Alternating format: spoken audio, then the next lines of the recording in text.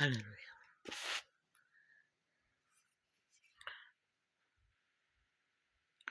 선하신 하나님,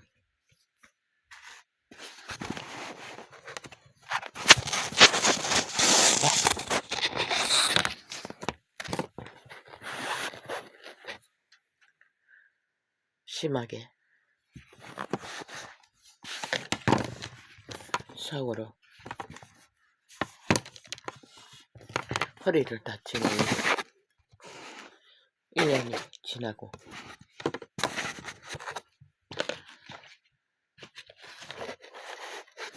아버지여, 수호자는 인터넷을 뒤지며 환타체야 소설, 인간의 탐욕과 욕심과 시기와 다툼과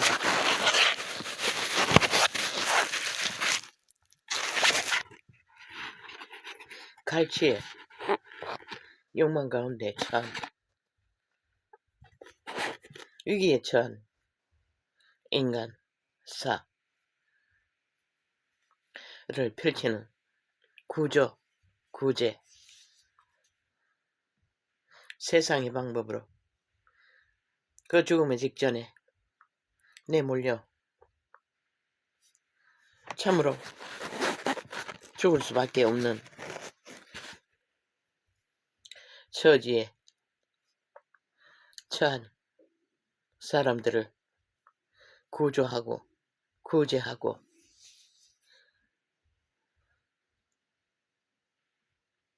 새 생명으로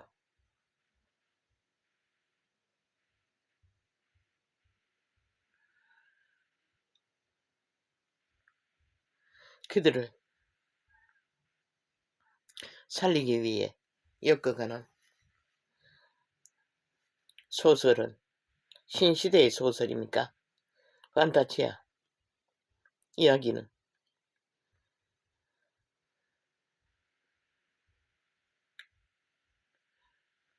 요 근래 일상이 되어버렸습니다. 왜 그런 것에 이 인생의 끝자락에 한 인생에게 관심의 대상이 되고 흥미를 느끼게 되는지 모르겠습니다. 참 작가는 뛰어난 소설가들인 것 같습니다. 그 가운데 창조의 비밀, 어떤 처지, 어떤 상황, 어떤 모양이로든 그들은 구제하는 과정, 구제당하는 과정 가운데 그들의 육체는 남과 여 자연스럽게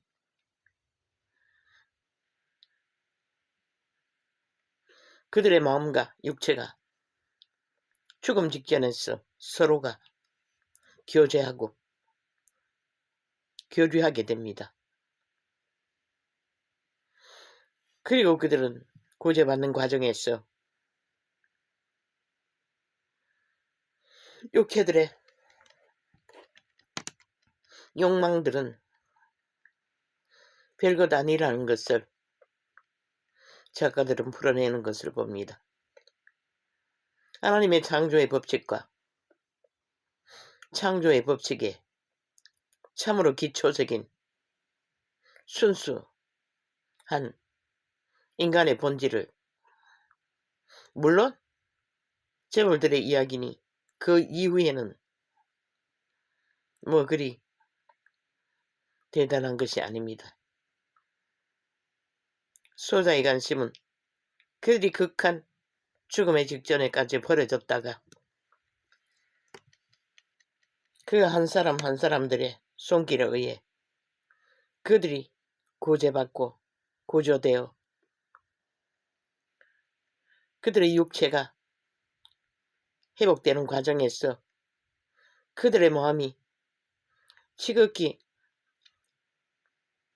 신이 주신 기초, 기본의 양심의 선한 감각을 따라 서로가 서로에게 끌리게 되고 그 끌림은 절대적인 가치가 되어 그들의 환경이 어떠하든 그들의 모습이 어떠하든 자연이 하나가 되어 흡수되어 짝을 이루는 것을 볼 적에 참 하나님의 창조는 신비롭다고. 물론 인생 중에 그런 존재들이 많이 존재할 수는 없을 것입니다. 실제로는 그런 상황에 처한 위기의 사람들을 구제받는 기회는 많지 않을 것입니다. 그러나 그 작가들이 풀어내는 그 소설의 판타지아의 이야기들은 신이 허락하신 생명, 육체들의 양심의 자각을 통해 가치를 풀어내며 교류교통하는 과정에서 인간의 생존을 위한 삶의 수많은 욕망들이 필요하지 않다는 것을 말하고 있는 것을 그들의 소설을 통해 증가하는 것을 봅니다. 그런데도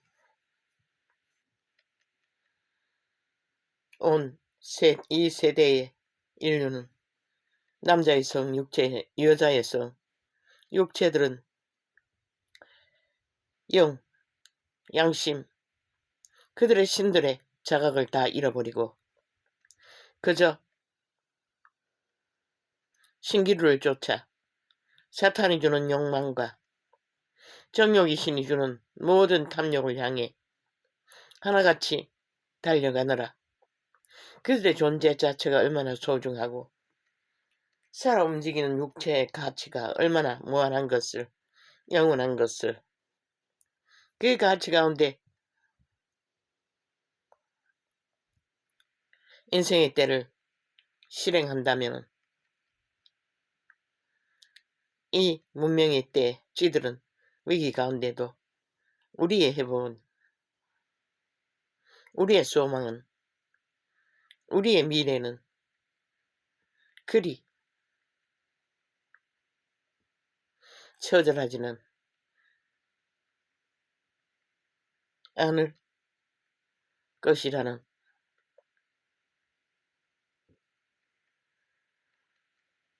보이지 않는 희망을 품기도 합니다. 아버지, 나는 책을 지금은 읽을 수도 없지요. 어릴 때 세상의 이야기를 책으로 접하고 듣는 것을 좋아했지만 성경을 발견하고부터는 전혀 차단했습니다. 왜냐하면 세상의 소설은 거의가 그들의 양심에 깊은 신의 자각을 통하여 만들어지는 것이 아니라 대개는 육체의 정욕을 따라 주는 벨리알의 욕망을 따라 펼쳐지기 때문입니다. 드라마도 마찬가지입니다. 지금은 TV를 거의 차단했지만 그날 이후 유행이 넘었지요.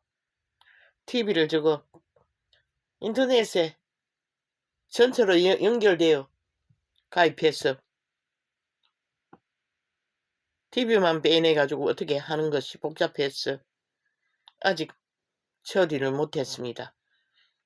명절에 아이들이 가끔씩 오면 보기 때문에 없애는 것도 그렇다 싶어 두었습니다. 세상의 소리는, 권력은 잡은 자들의 소리는, 특히 이 나라처럼 거짓과 거짓으로 중국 외놈들의 하수인들이 매국노화되어 나라를 일으키고 아작을 내는 과정이기 때문에 더욱더 그렇습니다. 언젠가 말했죠. 나라를 구하기 위해 일어나는 자가 한 사람도 없다고. 인간이 없다는 것입니다. 물론 광장에 외치는 저마다의 이익을 위해 자기들이 한기를 안고 외치는 자는 많습니다. 내가 말한 한 사람도 없다는 것은 나라의 이 위기를, 외놈의 침략을 어떤 모양으로 침략했든 그들이 하는 일이 헌법 안에서 나라를 허물고 5천만의 국민의 생존의 터전을 짓밟고 있는데도 힘을 가진 자, 그 일에 개입할 수 있는 힘 있는 자들이 단 한 사람도 일어나지 않는다는 것을 말하고 있을 뿐입니다.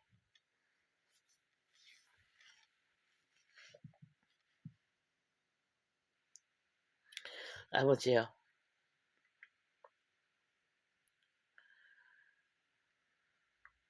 감사합니다. 오늘은 성경을 접하겠습니다. 돋보기로 한자 한자 접해야 하지만 이 성경 속에서 주시는 계시들을 내가 접하고 싶었습니다. 왜냐하면 아직까지 총일 시간을 부담스러우니 잘 접해지지가 않지만 이 시간을 통하여 억지로라도 접하고 싶었어. 오늘부터 접하기로 한 것입니다. 세례 요한의 아니야 이건 성경이 아니에요. 이 어는 마태복음 3장 4장의 부분입니다. 그때에 세례 요한이, 이 성경은 캐톨릭식으로 번역되어 세례라고 했습니다. 성경이 말하는 것은 침례입니다. 신시대 교회들이 물을 뿌리는 것이 침례가 아니라 정말로 믿는 자는 육체가 죽었다는 의미로 물에 완전히 잠기는 것을 예수 그리스도는 제자들은 전파했습니다. 그때에 침례 요한이 이르러 유태 광야에서 전파하여 가로되 회개하라, 천국이 가까웠느니라 하였으니, 침례 요한은 외쳤습니다. 예수 그리스도의 오심이, 천국이 가까웠다고 외쳤습니다. 왜냐하면 예수 그리스도 이전에는 유대 율법을 통해서 구원의 제도가 있지만 실제 그리스도의 오심은 우리에게 잃어버린 에덴의 천국을 주시기 위해, 그 천국의 비밀은 생명, 살아있는 육체들이 신의 생명, 양심을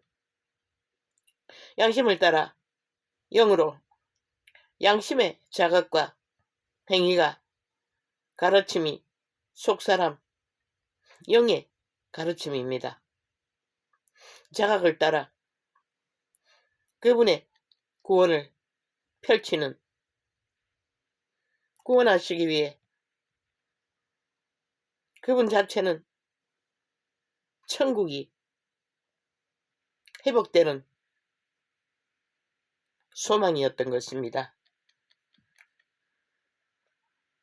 말로만이 아니라 실제로 구원은 에덴의 회복을 말합니다. 왜냐하면 선악을 안 인류는 더 이상 하나님과 함께 하지 못하므로 영으로 사는, 속사람으로 사는, 양심의 사람으로 사는, 육체로 살지만 육체의 정욕에 지배되는 것이 아니라 성부, 성자, 성령의 신의 지배 아래서 주의 교훈을 따라 영원한 생명을 가르침 받기 때문입니다. 그 길로 인도받기 때문입니다. 3절입니다. 마태복음 3절. 그때에 침례 요한이 통역해서 말하겠습니다. 침례 요한이 실제는 침례입니다. 이 침례의 뜻은 육체가 죽었다는 것을 상징합니다. 이자도 경험했습니다. 어떤 교회에서 크다란 물통에다가 침례복인 하얀 가운을 입고 물속에 완전히 머리카락도 위에 올리지 않고 잠깁니다. 앉았다 일어납니다. 그것은 그리스도가 가르친 것은 강가에서 그렇게 했습니다. 그것은 죄악으로 더럽혀진 선악과를 먹은 인류가, 육체가 침례를 통해 죽고 그리스도 안에서 새 생명으로 영생의 길을 허락받은 첫 번째 문이 침례입니다. 육체가 죽었다는 상징입니다.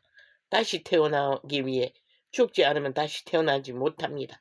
그러나 실제로 우리가 육체가 죽는 것은 아니지만 상징으로 믿음 안에서 믿는 자들이 반드시 그리스도 안에서 우리의 육체는 죽지 않으면 정욕의 신의 지배 아래서 새 생명의 길을 걸을 수 없기 때문입니다. 그때에 침례 요한이 이르러 유대 광야에서 전파하여 가로되 회개하라 천국이 가까웠느니라 하였으니 회개는 돌이키는 것을 말합니다. 그 첫 번째 문이 침례입니다. 세례라고 말하는 세례는 아닙니다. 세례는 물을 뿌렸죠. 물을 뿌리는 것이 어떻게 죽음의 상징입니까? 육체가 완전히 물속에 들어가 없어지는 것입니다. 그리고 다시 새 생명으로 올라오는 것은 믿음의 기초를 상징으로 보여주는 것입니다. 저는 선지자 이사야로 말미암아 하신 자라 일렀으되, 구약의 선지자 이사야가 또 많은 선지자들이 구원자 예수께서 오실 것을 유대인이 기록한 역사 기록에 이미 많이 기록되어 있었습니다. 기록된 그대로 그리스도는 오셨습니다. 저는 선지자 이사야로 말미암아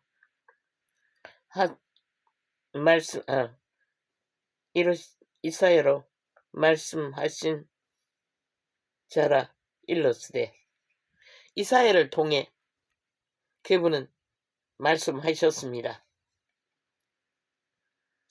광야에 외치는 자의 소리가 있어 가로되 너희는 주의 길을 예비하라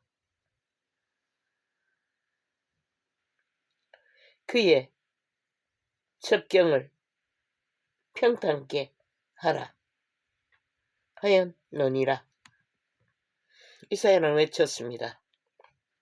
주의 길을 예비하라고. 그때 이스라엘인들은 율법을 지키지 않았습니다.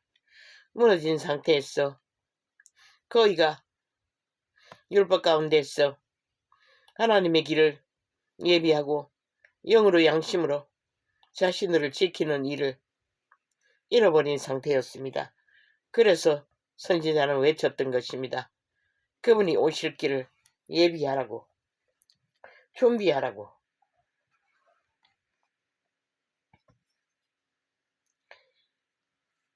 이방인들이 삶은 개들의 삶이라고 했습니다. 무질서와 파괴로 달리는 생명 없는 길이라는 뜻입니다. 그리스도 예수께서는 개들에게는 말씀도 주지 말라고 했습니다. 그래서 기적을 베푸실 때도 무질서와 파괴로 사는 이방인들에게 치료로 구원하신 일에 어떤 미친 자녀를 준 이방인의 여인 앞에 뭐라고 하셨지요? 지금 기억에 정확은 없습니다. 자녀들에게 줄 떡을 개들에게 주지 않는다고 했습니까?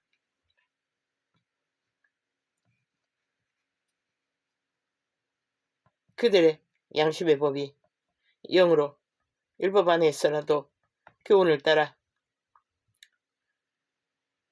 서지 않으면 복음을 받아 구원의 길을 걸을 수 없기 때문에 그렇게 하셨던 것입니다. 하나님은 무질서와 파괴와 탐욕으로 더럽혀진 곳에서는 구원을 이룰 수가 없습니다. 그들이 돌이켜 회개할 때만이 구원은 소망으로 우리가 그분이 이미 이루신 율법의 저주에서 구원하신 삶을 허락받는 것입니다.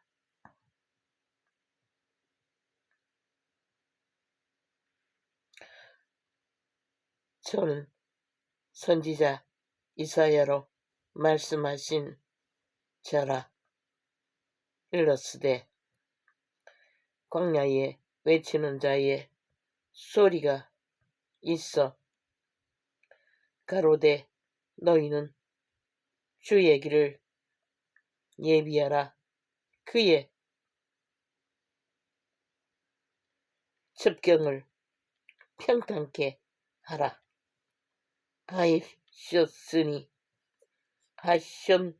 하였느니라. 침례 요한이 광야에서 외쳤습니다. 그분의 길을 예비하라고 이스라엘인들에게 돌이키라는 것입니다.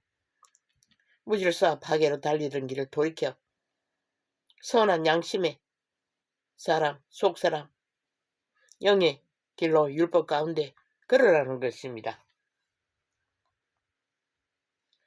그분이 구원하러 오셨으니 그들 이스라엘인들은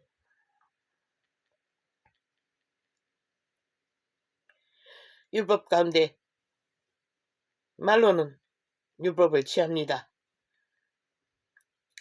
그리고 외쳐 가르칩니다. 그러나 따르지 않았습니다. 그래서 유대인은 많이 구원받지 못했습니다.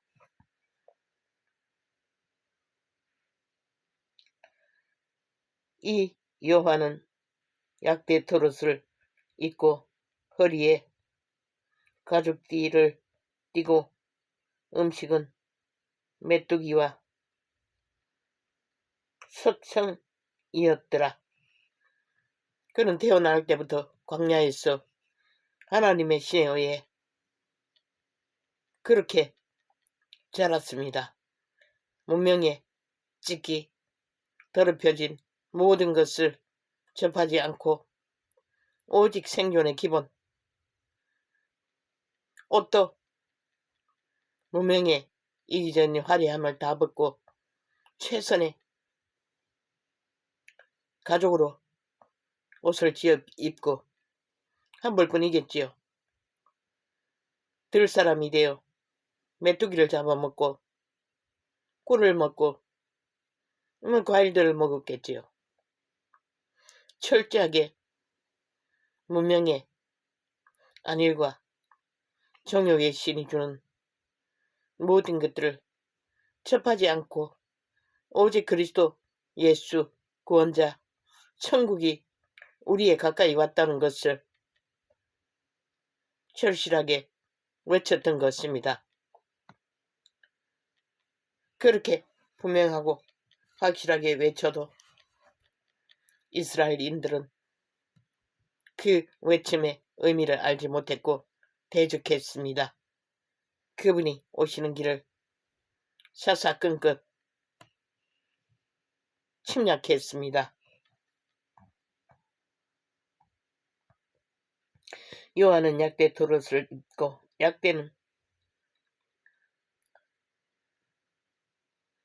요한은 약대 도롯을 입고 허리에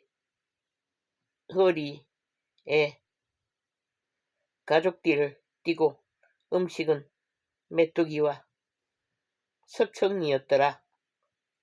이때에 예루살렘과 온 유대와 요단 강 사방에서 다 그에게 나와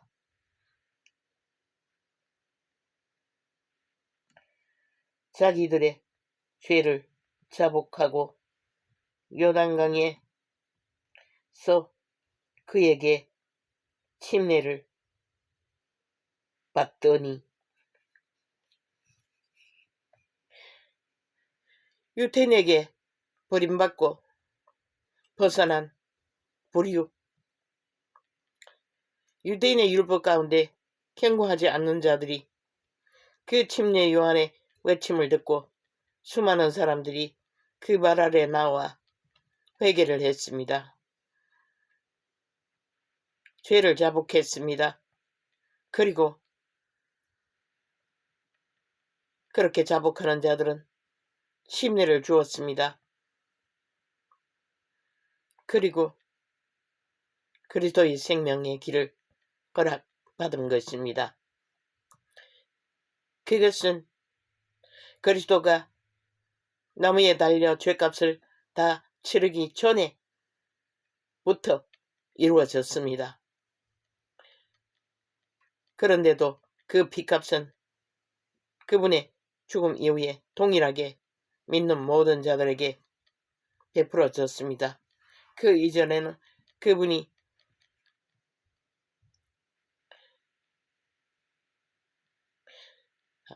하나님께 물려받은 기름 부음과 말씀의 능력으로 구원을 그리고 수많은 기적과 이적 하나님의 권능으로 구원을 전파하셨던 것입니다. 천국의 가치는 죄인을 망하게 하는 게 아니라 회복을 상징한다는 것을 그리스도는 행위로서 많이 사탄에게 매여 미쳐버린 병신들과 병든 자들을 회복시키셨습니다. 구원의 이름으로 그분은 구원받고자 하는 자들을 고치시고 성령의 기름 부음으로 회복을 주셨던 것입니다. 그런 자들이 침례를 받았습니다. 그것은 하나님 앞에서 믿겠다는 맹세를 상징하는 것입니다.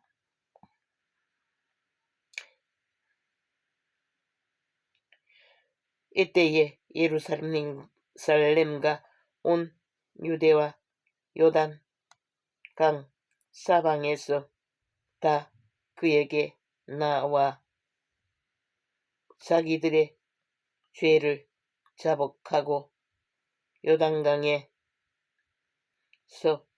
그에게 침례를 받더니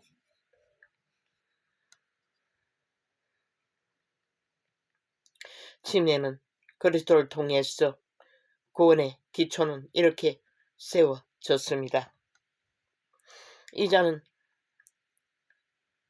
육체의 한계로 시력의 단절을 인하여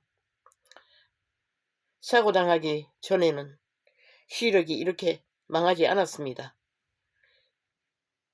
돋보기 안경만 쓰면은 2, 3만 원짜리 돋보기 안경만 쓰면은 이 성경이 보였습니다.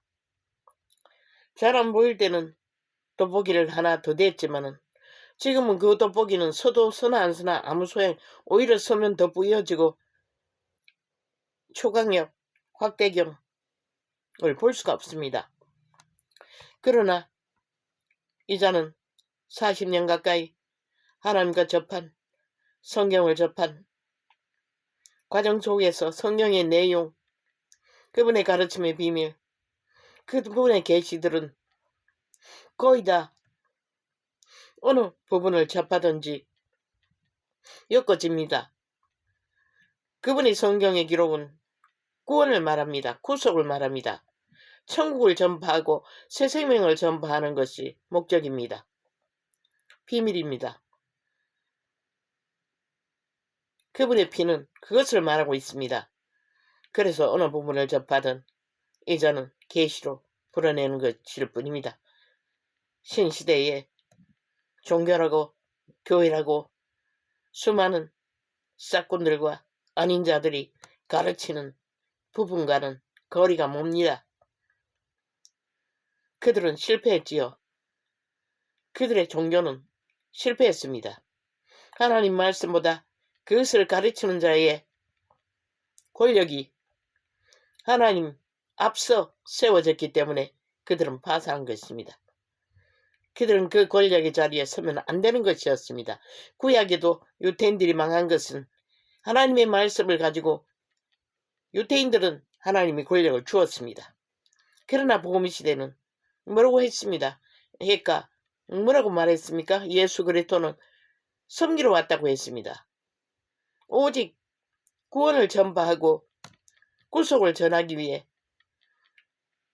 그리스도의 본질, 죽으러 오신 예수 그리스도를 전파하는 것이 목적입니다. 그들은 하나님의 말씀을 팔면서 권력을 가졌습니다. 특혜를 가졌습니다. 특권을 가졌습니다. 그리고는 믿는다고 하는 자들을 지배했습니다. 조종했습니다. 성경이 아닌 인간의 방법으로 그들은 그 교리라는 이름으로 조직 가운데 수많은 불법과 불의가 하나님의 교훈대로 전파하지 않고 진리가 진리대로 전파되지 못하도록 만들어버린 결과가 이 시대의 종교의 결말인 것입니다. 그래서 성경은 기록하고 있습니다. 마지막 때에는 예수가 여기 있다 저기 있다 할지라도 가지 말라고 했습니다. 왜냐하면 이미 성경이 전파되었기 때문에 성경을 통해 분별할 수 있다는 것입니다. 그러나 대다수는 분별하지 않습니다. 그 권력자들에게 지배되며 그들과 함께 유유상종하며 함께 어울려서 함께 그리스도의 구원을 희석시키고 구원의 비밀을 인간의 방법으로 인간의 가치로 변질시켜버렸습니다. 그래서 그들은 생명 없는 말씀파리로 말씀 장사로 종교 장사를 하고 있었던 것입니다. 그리고 이 꼴이 난 것입니다. 나라가 팔리는데도 아무 힘을 쓰지 못하는 상황에 빠진 것입니다.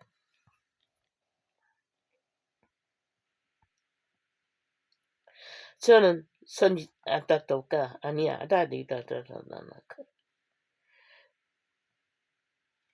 사고 이후 희미하게 방언은 할 수 있었으나 그 끔찍한 4개월의 죽음의 시간을 방 안에서 뒹굴면서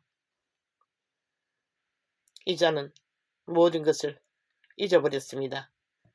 하나님이 나를 버린 것 같고 육체의 때가 아무것도 아니며 그리스도는 죽었지만 이자는 죽을 수 없는 결코 죽음의 자리에 육체는 감당하지 못한다는 것을 알았기에 빨리 목숨을 끊어달라고 그리고 끝나기를 갈구했던 것입니다. 그런데 긴 시간의 고통이 지나고 4개월이 지나고 조금씩 회복이 되었고 6개월이 지나자 움직일 수 있었습니다. 병원을 오고 가는 것도 쉬웠습니다. 4개월까지는 안과의 예약도 취소했고 내과의 예약도 다 취소되었습니다. 왜냐하면 갈 수가 없었기 때문에.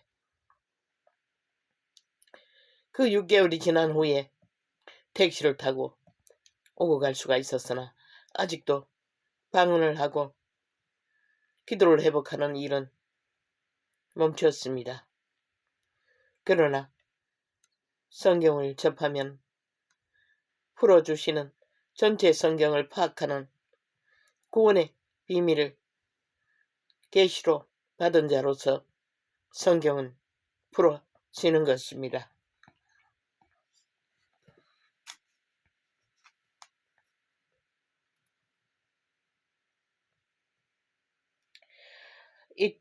어떻게 또 하다. 이때에 예루살렘과 온 유대와 요단 강 사방에서 다 그에게 나아와 자기들의 죄를 자복하고 요단강에서 그에게 침례를 받더니 요한이 많은 바리새인과 사두개인이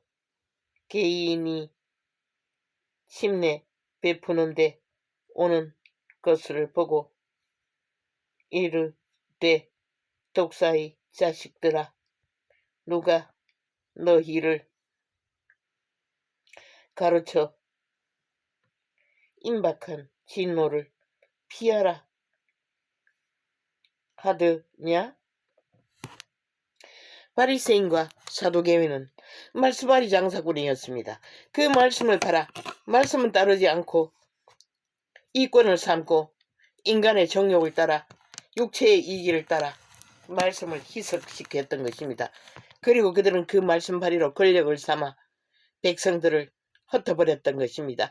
백성들을 구하지 못했던 것입니다. 신시대의 교회의 망함도 그 길을 따라 행했기 때문에 인간이 하나님 말씀보다 예수 이름을 파는 자들이 하나님 말씀보다 더 자신들을 숭배하고 자기 가치를 권력으로 휘두르며 믿는 자들을 진리가 아닌 그들의 힘으로 지배하며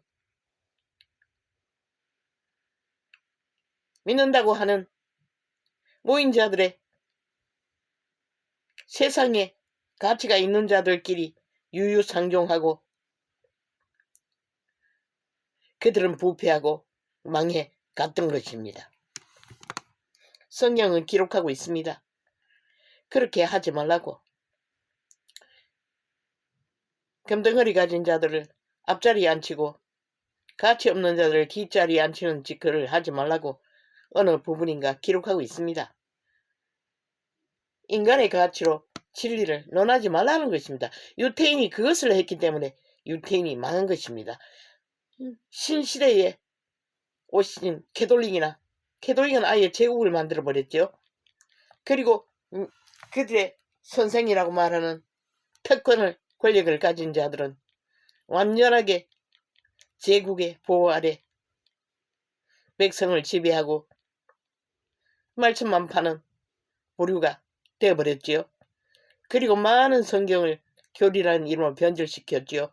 뒤따라가는 자들도 결과는 그렇게 돼버리고 만 것입니다.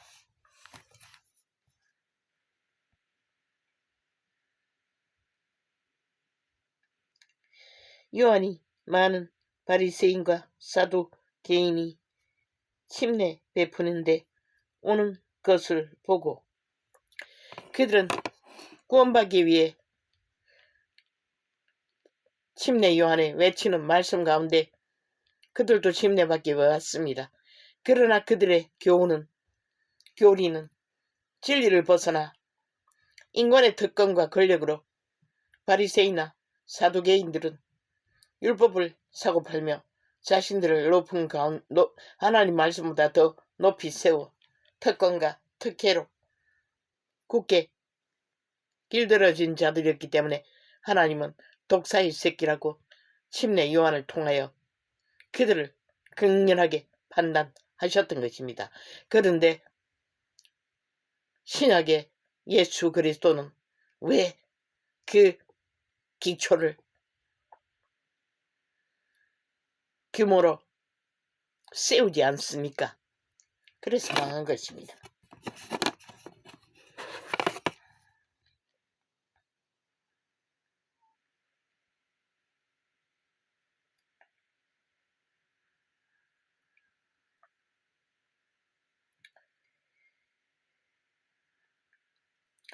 이때에 예루살렘가 온 유대와 요단 강 사방에서 다 그에게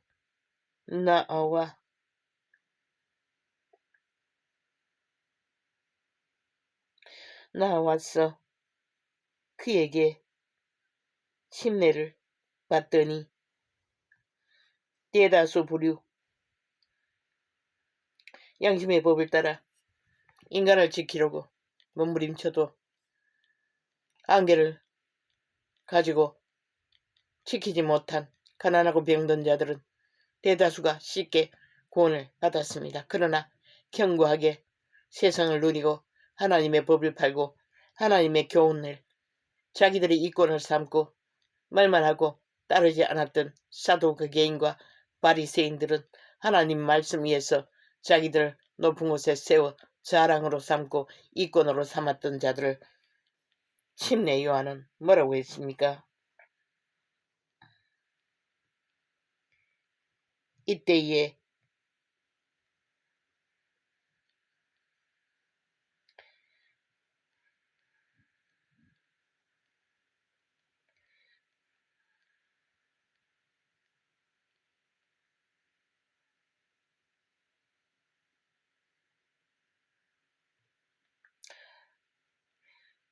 요한이 많은 바리새인과 사두개인이 침례 베푸는데 오는 것을 보고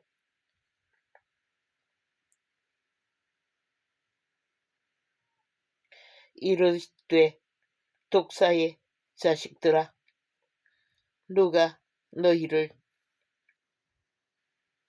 가르쳐 임박한 진노를 피하라 하더냐? 피할 수 없는 것입니다. 회개가 이루어질 수 없는 견고한 그들의 정욕을 따라 사는 이념 가운데 굳어버린 자들은 결코 돌이킬 수가 없다는 것입니다. 말만 하고 실제 행위는 돌이킬 수 없기 때문입니다.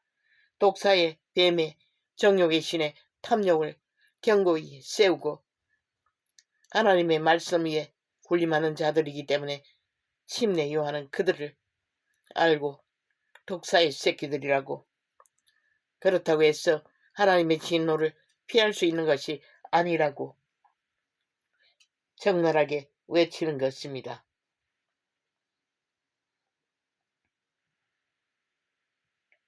그러므로 회개에 합당한 열매를 맺고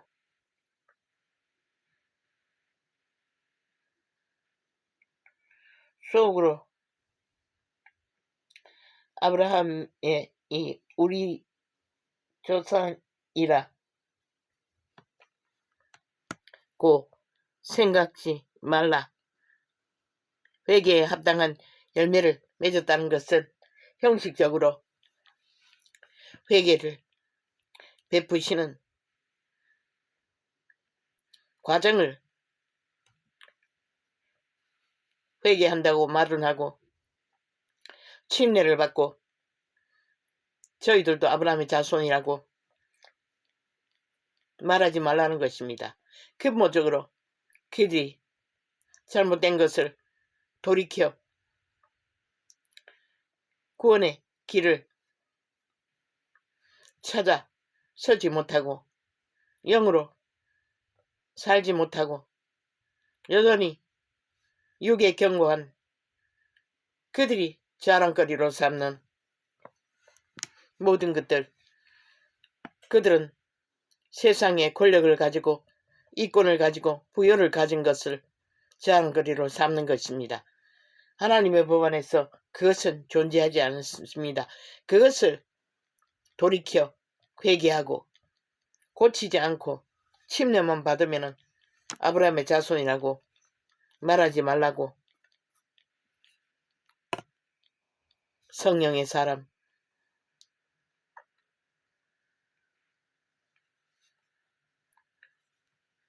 침례 요한은 외쳤던 것입니다. 그러나 이 세대는 만연하지요. 그의 말씀은 그저 읽고 입술로 사고 팔면서 실제로 속사람 양심의 사람 주의 교훈을 따라 영으로 살지 않습니다. 그이가 육체의 욕망을 따라 문명의 이기에 시대적인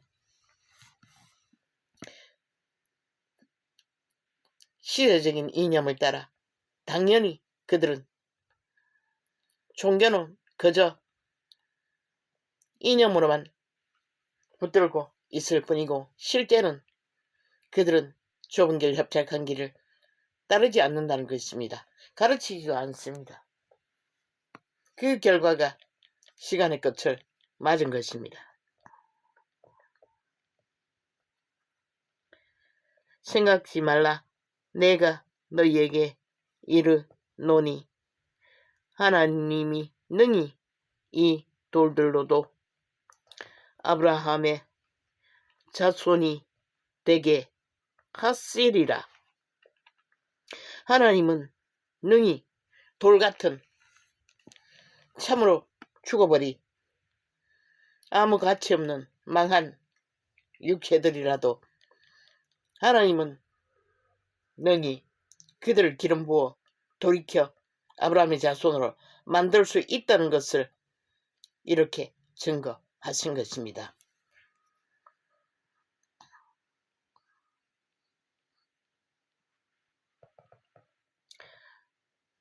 이미 도끼가 나무 뿌리에 놓였으니 좋은 열매 맺지 아니하는 나무마다 찍어 불에 던지우리라. 나는 너희로 회개케 하기 위하여 불로 침례를 주거니와 이것은 성령의 불을 말하는 것입니다. 내 뒤에 오시는 이는 나보다 능력이 많으시니 나는 그의 신을 들기도 감당치 못하겠노라. 침례 요한은 자기는 불로 외치고 말씀을 전하지만은 뒤에 오시는 이의 어마어마한 천국을 가지고 오실 예수 그리스도의 한마디로 말해 신을 들 수도 없다는 것은 옛날에 노예제도로 말하면은 그분이 너무 높았어. 침례 요한은 말씀을 외치는 자이지만은 그 예수 그리스도의 신을 들고 따르는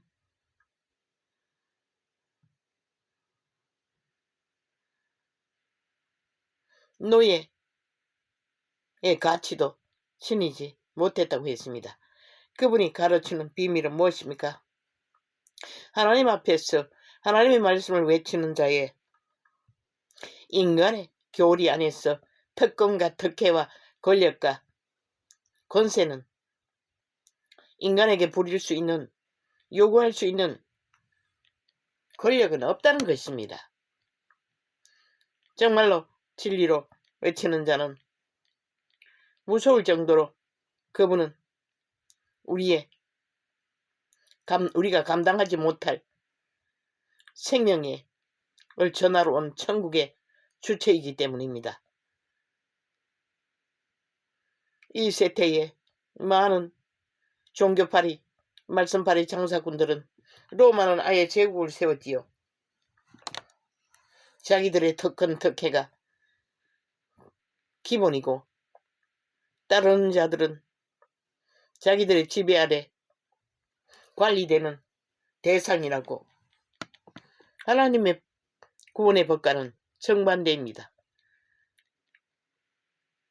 그분의 신도 들지 못할 만큼 그리스도도 증거하지 않았습니까? 나는 성기로 온 자이지 성김밖에 오지 않았다고. 그러나 로마는 자기들이 성김 많은 자리에 제도로 제국을 세우고 확정지어 자기들은 신부들이라고 구원받은 자들이라고 거짓을 베풀고 있었던 것입니다. 침례 요한은 두렵다고 했습니다. 감당치 못했다는 것은 그가 구원받기에 참으로 그분 앞에 감당할 수 없는 존재라는 것을 이렇게 생각하고 있는 것입니다. 영혼이 깨어있는 자들은 인간의 육체가 얼마나 허술하고 보잘것없는 존재인 것을 그 실체를 이렇게 증거하는 것입니다. 그는 성령과 불로 너희에게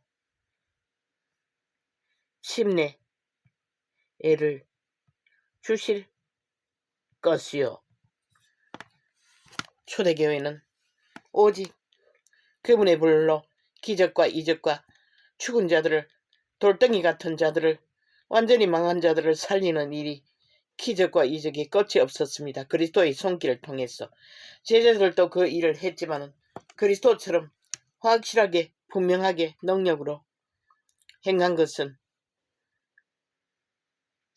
기록한 것이 그리 많지도 않습니다. 몇몇 사람을 통해서 큰 역사를 이루었던 것이 전부입니다.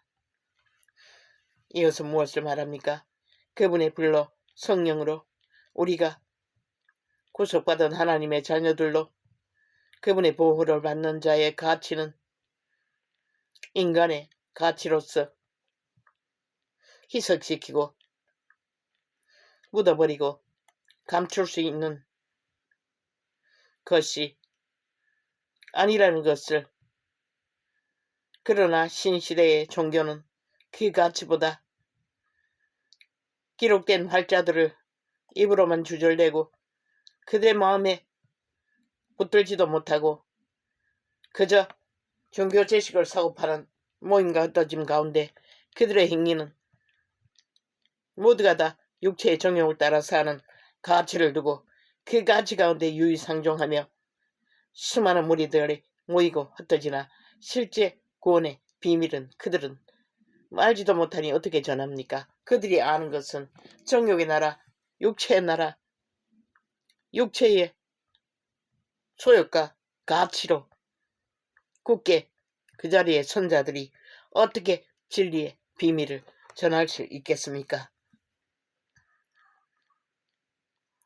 그는 성령과 불로 너희에게 침례를 주실 것이요.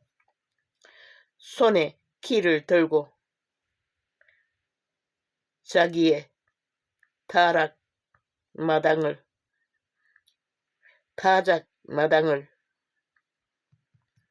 정하게 하사, 타작 마당을 정하게 하신다는 것은 알곡을 모아 곡식을 분리한다는 것입니다.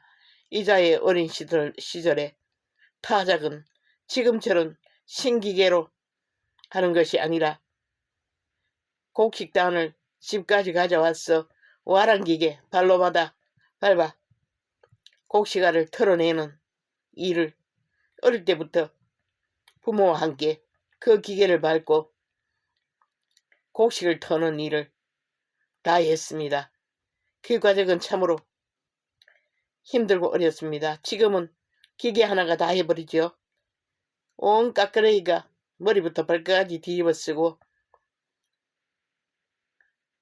그 고통은 참아내는 것 외에는 아무것도 할 수가 없습니다.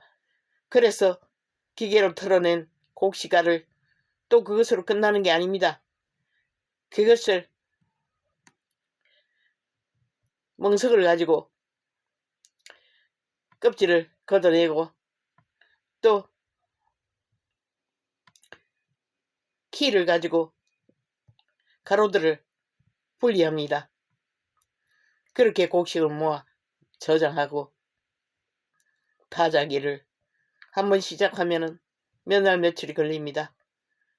겨우 우리가 그 고통을 해결하는 것은 개울가에 가서 밤이 되면은 여자들은 마을 앞에 개울에, 남자들은 개울 밑에 송이라는 곳에, 더 깊은 곳에 가서 그 참으로 고통스러운 까끄라기들을 해결하고 오는 것이 전부였습니다.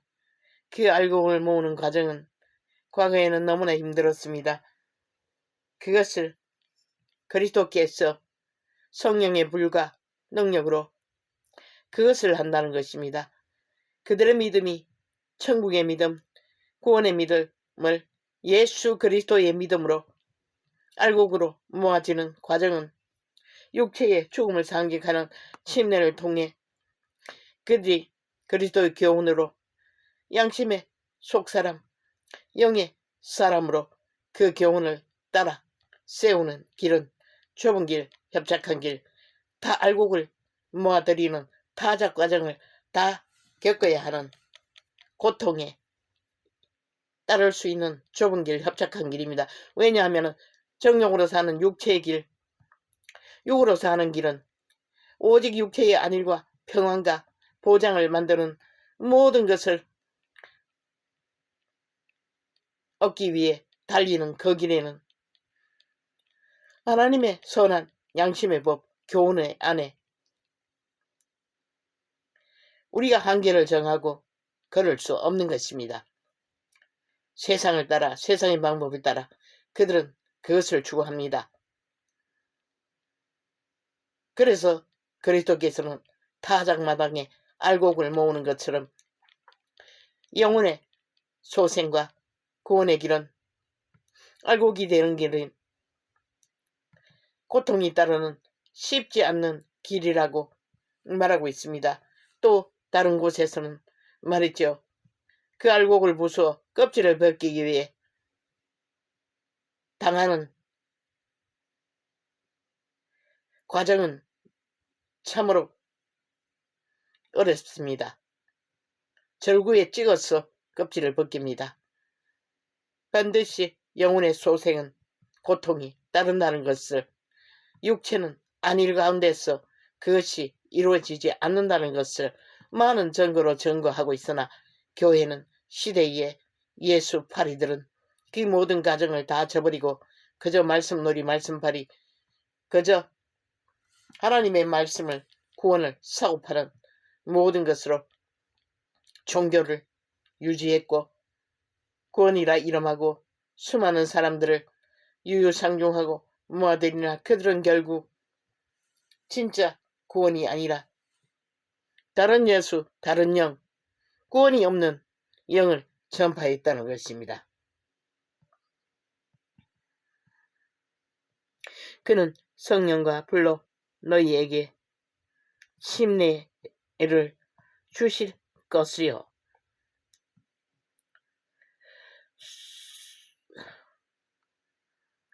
손에 키를 들고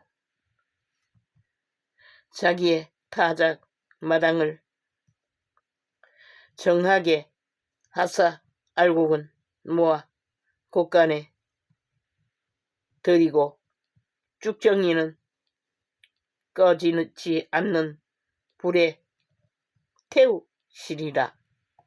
쭉정이는 뭐라고 말합니까? 알곡이 되지 못하는 율법 말씀을 원하나 말씀을 따르지 않고 정욕을 따라 육체를 따라 사는 삶. 바리새인과 세리들과처럼 말씀만 사고파나 실제는 그들은 변화를 갚지 않는, 역시 육체로 살며 양심에 서운한 하나님의 교훈 안에 생명을 갖는 길을 저버린 쭉정이, 믿는다고 하나 실제는 믿지 않는 쭉정이들 뭐라고 합니까? 불에 태운다고 했습니다. 성경은 지옥, 불구덩이를 말하고 있죠. 육체의 때가 끝나고 신세계로 돌아가야 하는 생령 두 번째 피조물, 육체를 가진 신들은 100년 안에 구원자를 만나지 못하면 돌아가지 못하는 것입니다. 땅의 자손으로 땅의 주인인 사탄에게 영구히 지배되는 어둠의 굴, 뱅굴에 들어가게 되는 것입니다.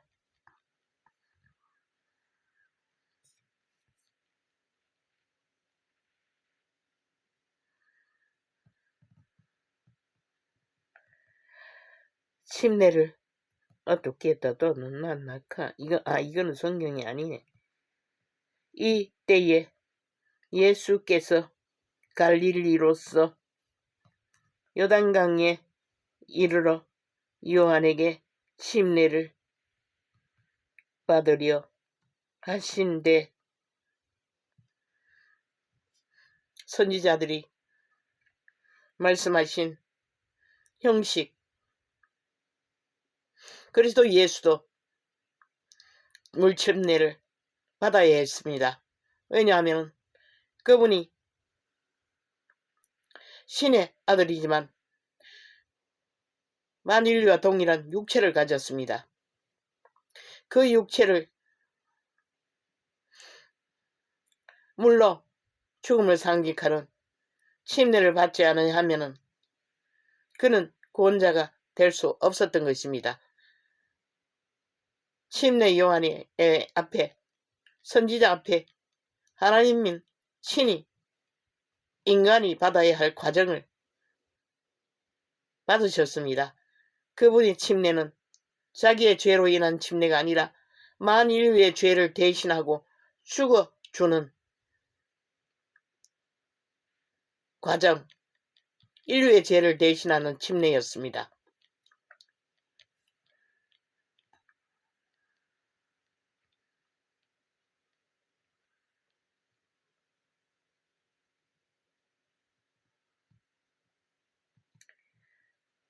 요한이 말려 가로되 내가 당신에게 침례를 받아야 할 터인데 당신이 내게로 오시나이까. 인간의 육체인 요한 침례자는 동일한 인간의 육체들에게는 침례를 베푸는 것이 하나님의 일이었습니다. 그러나 하나님의 아들이 친히 침례를 왔을 때 그는 당황했습니다. 자신의 존재가 그분의 신도 들고 따를 수 없는 존재인데 친히 신의 아들이 침례를 받겠다고 하니 당황했던 것입니다. 그러나 예수 그리스도는 말씀하셨습니다.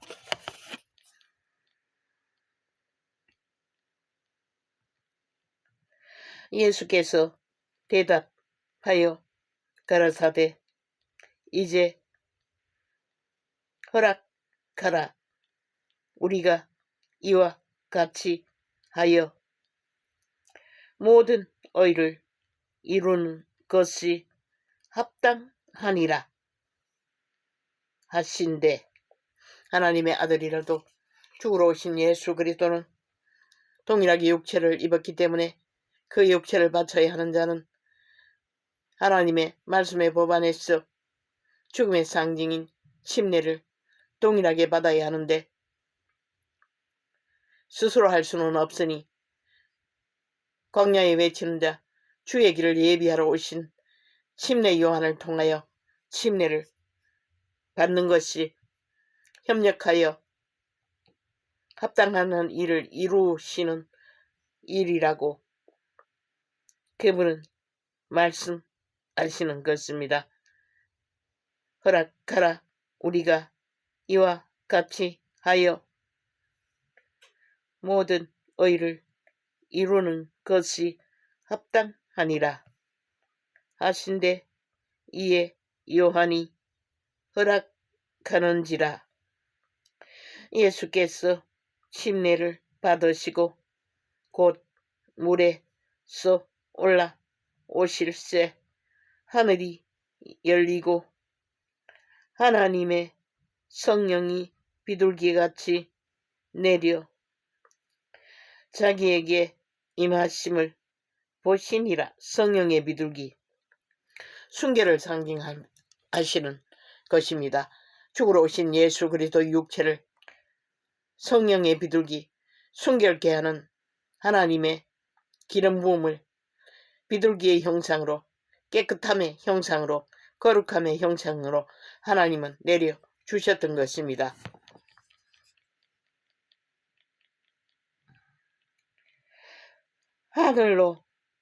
하늘로서 소리가 있어 말씀하시되 이는 내 사랑하는 아들이요 내 기뻐하는 자라 하시니라. 태초의 동산에 타락한 신들의 아들 천사들이 인간의 육체가 되어 인간들을 갈취할 적에 하나님은 절망하시고 그들을 영원히 떠났습니다. 그들이 육체가 되었다고 했습니다. 신의 아들들이 천사 4분의 1이 그 부류가 되었지요. 계시로 전하는 것입니다. 기록에는 천사 4분의 1이 반역은 했지만 반역했다는 것은 그분을 따르지 않았다는 것입니다. 예수 그리스도의 육체가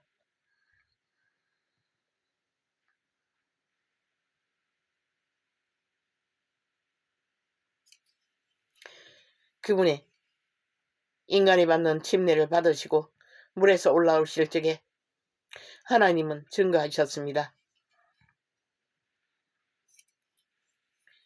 그분의 아들이라고, 천사들이라는 것입니다. 천사 중에 한 사람이라는 것입니다. 육체를 입고 와서도 그분은 하나님에 속한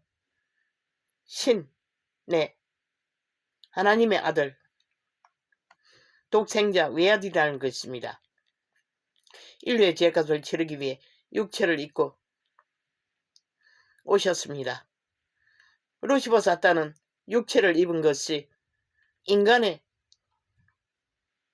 창조의 비밀을 쾌락의 도구로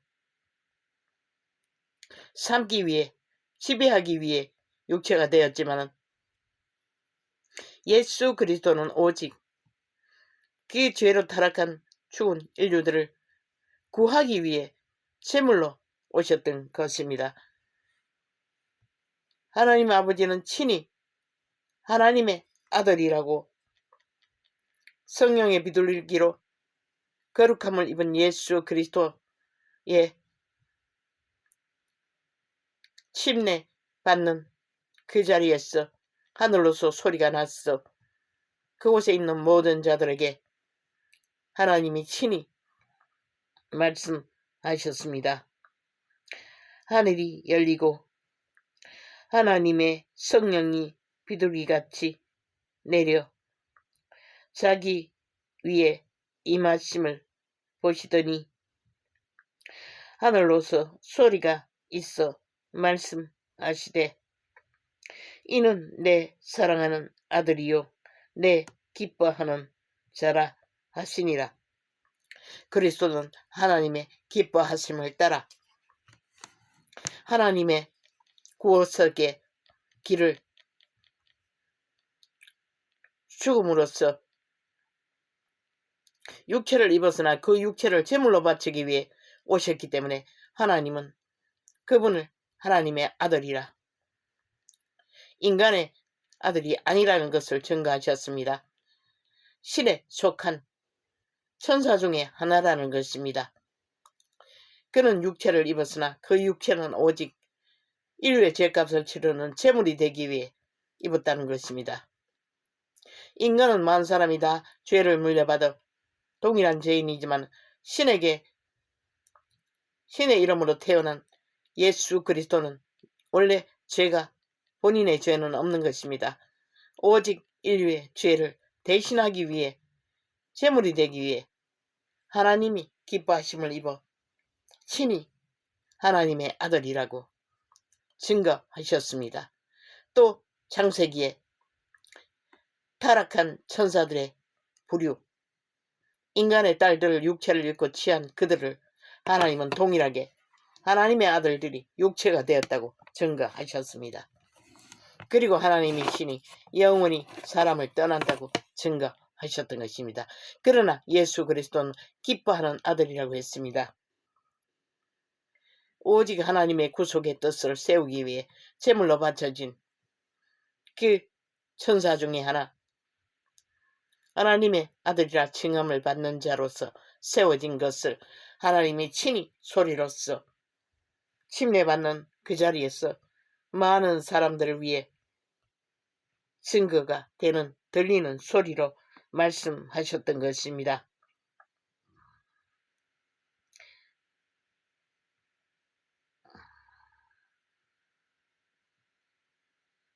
하늘이 열리고 하나님의 성령이 비둘기같이 내려 자기 위에 임하심을 보시더니 하늘로서 소리가 있어 말씀하시되, 이는 내 사랑하는 아들이요 내 기뻐하는 자라 하시니라. 그때에 예수께서 성령에게 이끌리어 마귀에게 시험을 받으러 광야로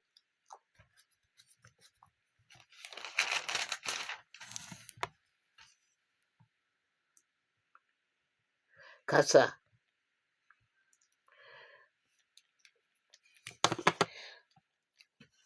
육체를 가진 신의 아들도 동일하게 인생의 광야에서 당하는 시험, 그분은 혹독하게 처음부터 받으셨습니다.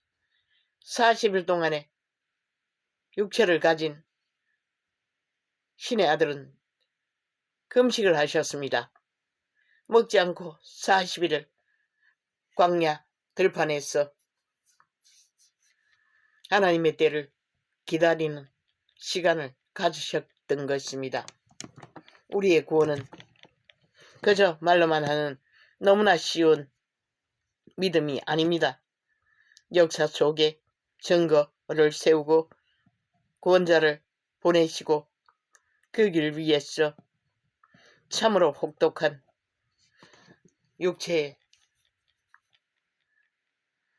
시간들이 속사람 양심의 사람으로 주의 교훈의 진리의 길을 찾아 따르는 것은 좁은 길, 협착한 길이라고 성경은 분명하고 확실하게 증거하고 있습니다. 우리는 수바 그 달 길로 너무나 모순된 구원을 전파하며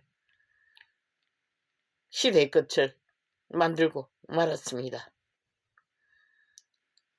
초대교회가 증거하는 구원은 철저하게 교류교통이었습니다. 믿는 자끼리 교류교통을, 육체의 때의 교통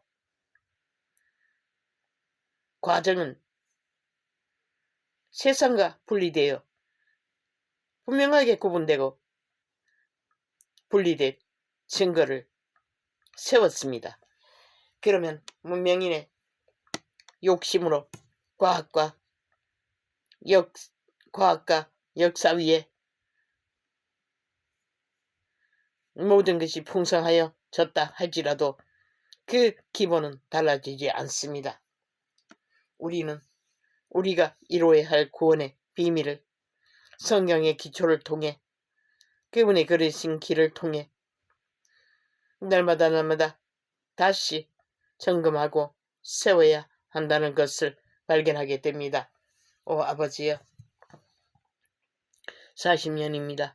40년이 가깝도록 종교 하나님의 이름에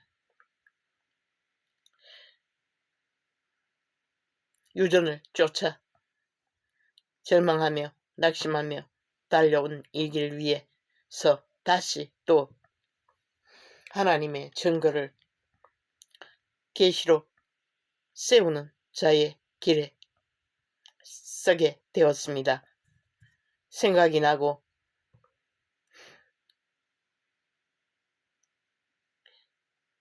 어떻게 해야 될지 몰라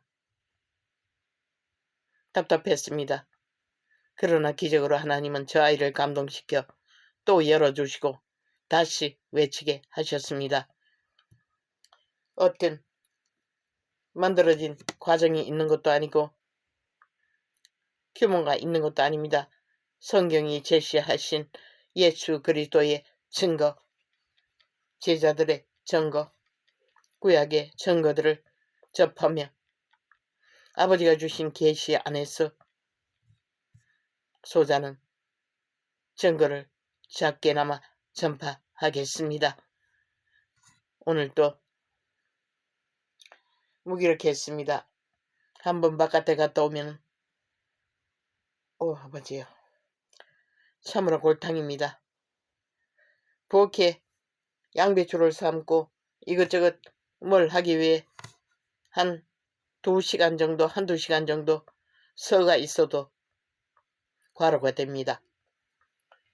나갔다 오면은 며칠입니다. 아직도 육체가 회복이 안 됐어. 눈은 뚱뚱 부었고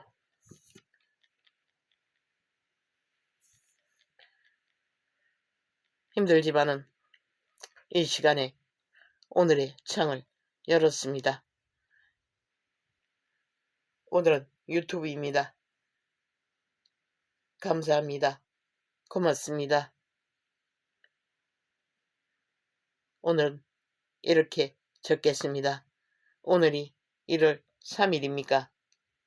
주제를 안다니. 유튜브는 날짜를 적지 않지요. 아프리카는 적는 것 같은데. 감사합니다. 고맙습니다.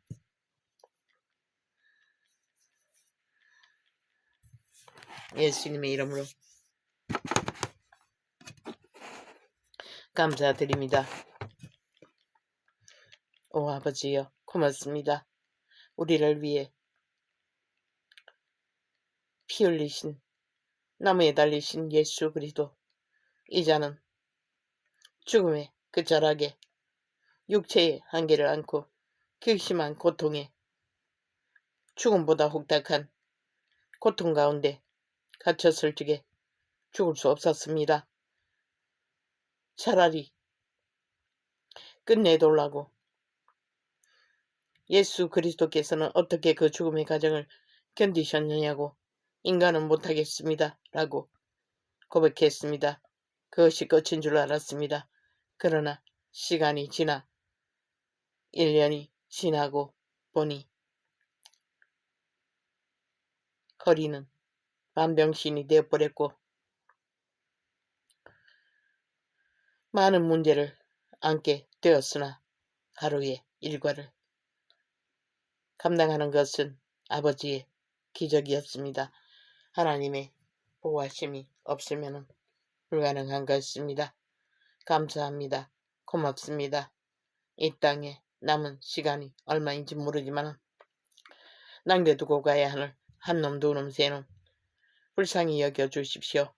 오직 당신의 이름을 갈망하며 찾고 바라는 소망의 사람들이 되기를 소망할 뿐입니다. 오 아버지여, 이 땅에 이 세태 속에